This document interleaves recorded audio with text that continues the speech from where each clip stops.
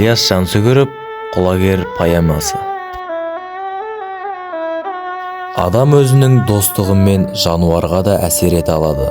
Құлагер өзінің адамға деген сенушілігін. Құлагер поэмасының идеясы ол өзінің серіктестігін көрсету, онымен жаңа достық жасаудың оңайлығы, қорқынышты жеңу. Осы поэмамен адамның серіктеріне деген жақындастығы мен достығын көрсету. Қазақ халқы әнші ақындар шоғырының аса көрнекті өкілдерінің бірі Ақан Қорамсаұлы. Жасынан ән жырға үйір, ол қолына домбыра алып ән салады, өлең шығарады. Жігіттік сал, серілік жорға бейімделеді. Әдемі киініп, жүйрік ат, құмай тазы, қыран бүркіт ұстайды. Қасына өнерлі жігіттерді жинап, ел аралайды. Сауық сайран құрады. Қалың елді ғажап әнімен баурайды. Бірақ сейіл серуенге шығып, саятшылық құрады.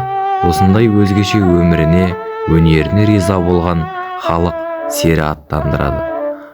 Ақан сияқты көп қырлы, өнері бар адам дүние байлыққа қызықпаған, оны мақсатта етпеген.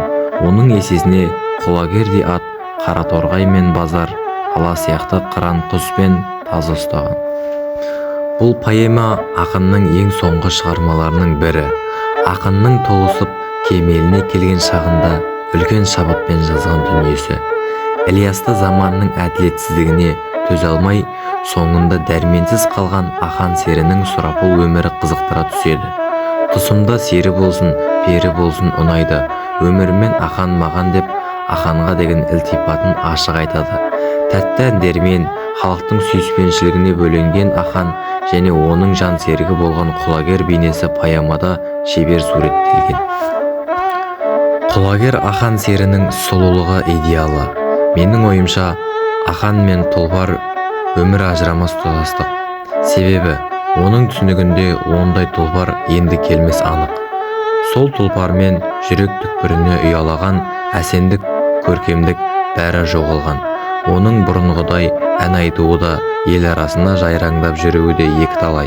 Құлагерге жұмсалған айбалта ақанның өзіне тиген.